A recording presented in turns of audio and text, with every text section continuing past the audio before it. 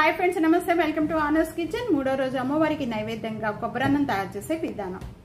కొబ్బరన్నం తయారు చేసుకోవడానికి నేను ఇక్కడ 1 కప్ అనేది కుక్కర్లో వేసేస్తున్నానండి. అంతా కూడా 3 సార్లు 4 సార్లు బాగా క్లీన్ చేసుకోవాలి. క్లీన్ చేసుకున్న రైస్ లో మనం ఏ కప్ అయితే మనం రైస్ తీసుకున్నామో సేమ్ కప్ తోని 1కి 2 గ్లాసులు వాటర్ పోసుకోవాలండి. 3 విజిల్స్ వచ్చే వరకు కూడా కుక్ చేసుకోవాలి. కుక్కర్ విజిల్ బాగా చల్లారిపోయిన వెంటనే ఇప్పుడు చూద్దామండి. రైస్ కుక్ అయిపోయింది. ప్యాన్ లో 2 టేబుల్ స్పూన్ గీ యాడ్ చేస్తున్నాను. గీ అంతా కూడా బాగా మెల్ట్ అయిపోయిందండి. మెల్ట్ అయిపోయిన వెంటనే కూడా నేను ఇక్కడ 1 టేబుల్ స్పూన్ పల్లీలు ఇవన్నీ కూడా మీడియం ఫ్లేమ్ లో పెట్టుకొని వేయించుకోవాలి. 1/2 టేబుల్ స్పూన్ మినప్పప్పు, 1/2 టేబుల్ స్పూన్ శనగపప్పు ఇవి కూడా యాడ్ చేసేస్తున్నానండి. 1 టేబుల్ స్పూన్ జీడిపప్పు. ఈ జీడిపప్పు కూడా మంచి కలర్ వచ్చేంత వరకు కూడా బాగా వేయించుకోవాలి. జీడిపప్పు ఈ విధంగా కలర్ చేంజ్ అయిపోయిన వెంటనే కూడా అల్లం చిన్న చిన్న పీసెస్ కట్ చేసిన అల్లం ముక్కలు, 1/2 టేబుల్ స్పూన్ జీరా, 1/2 టేబుల్ స్పూన్ ఆవాలండి. ఇవన్నీ కూడా కలుపుతూ వేయించుకోవాలి.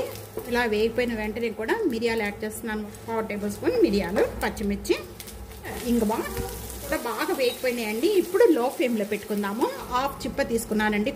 బ్యాక్ సైడ్ అనేది బ్లాక్ అంతా కూడా తీసేసి ఇలా మిక్సీ జార్లో వేసుకుంటే మనకి తురిమిలాగా అయిపోతుంది. రైస్ అనేది ఏ కప్ తో తీసుకున్నామో సేమ్ కప్పుతో 1 కప్. ఇలా కొబ్బరి వేగుతూ ఉండగానే నేను 1 టేబుల్ స్పూన్ సాల్ట్ యాడ్ చేస్తున్నాను. ఈ విధంగా వేగిపోయిన వెంటనే 1 మినిట్ ముందుగా మనం కుక్ చేసుకున్న రైస్ ఇప్పుడు యాడ్ చేసుకోవాలి. కరివేపాకు యాడ్ చేస్తున్నానండి. ఇప్పుడు యాడ్ చేసుకోవడం వల్ల అది నేను ఇంకా స్టవ్ ఇప్పుడు మనం ఇలా వేడిగా ఉండగానే మొత్తం కూడా ఒకసారి బాగా కలిపేసుకోవాలి. స్టవ్ అనేది బంద్ చేసేసేద్దాం. మూడో రోజు అమ్మవారికి నైవేద్యం కొబ్బరన్నం తయారు చేసే విధానం చూసారు కదండి. ఎంత ఈజీగా తయారు చేసుకోవాలి. ఇదే విధంగా ఒక్కసారి తప్పకుండా ట్రై చేయండి. చాలా టేస్ట్గా ఉంటుంది.